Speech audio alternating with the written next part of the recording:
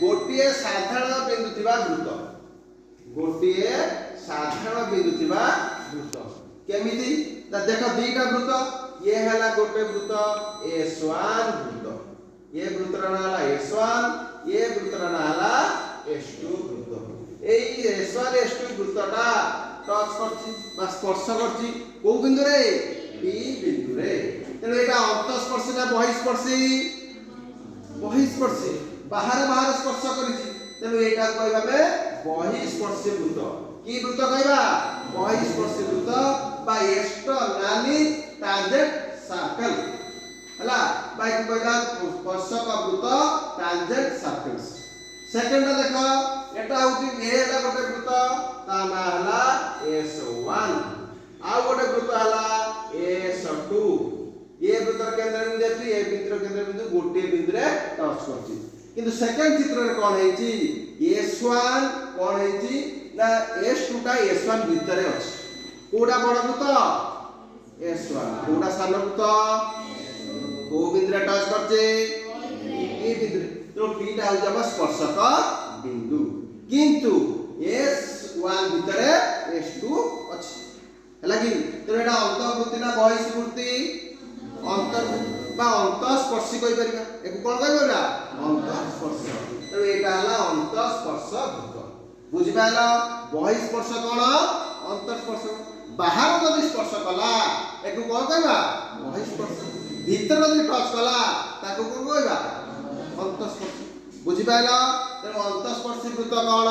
बहिस्पर्शी वृत्त कोन बुझि पाइला कि नहीं तापर आमे देखिबा ता ऊपरे आमे देखिबा जे दुईटी बिंदु परस्पर को छेद करथुवा वृत्त माने गोटिए वृत्त आ गोटे वृत्त को छेद करछु सीधा देखला कि ए हला S1 वृत्त आ ये हला S2 वृत्त S1 केंद्र बिंदु हला O1 S2 केंद्र बिंदु हला O2 को बिंदु रे टच करछि बा छेद करछि B बिंदु रे आ Q बिंदु रे हला एठी समिति ये हला S1 वृत्त ये हला S2 वृत्त S1 केंद्र बिंदु हला O1 S2 केंद्र बिंदु हला O2 छेद बिंदु हला P आ गोटे हला Q ताले कहले देखिया एई चित्र भीतर कोन डिफरेंस देखुछ के कहि परबो यार डिफरेंस कोन यार डिफरेंस के कहि परबो एई देखो ए दुईटा केंद्र बिंदु दुईटाकर साधारण भीतर अछि ता माने दुईटा केंद्र बिंदु S1 रे अछि एठी दुईटा केंद्र बिंदु बद S2 रे अछि किंतु एठी कोन हेछि ए S1 तारे गोटे अछि O1 बिंदु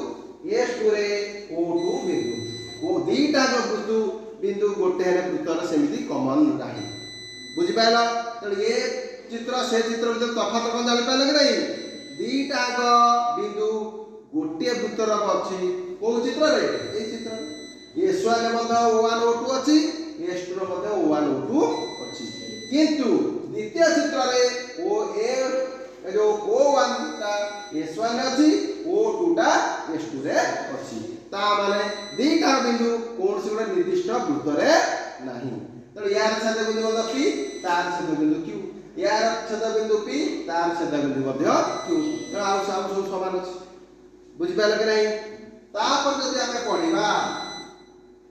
तापर देखिबा जे गुडिक जहा मु कहली से गुडिक लेखा आइछि ताले हमरे एठी स्पर्शक किमि देई परिबो एठी स्पर्शक हेई परिबो नाही कारण P1 P को जदि हम जोग करबा एईटा को कहा जाय कोन रेडिकल एकु कोन कहा जाय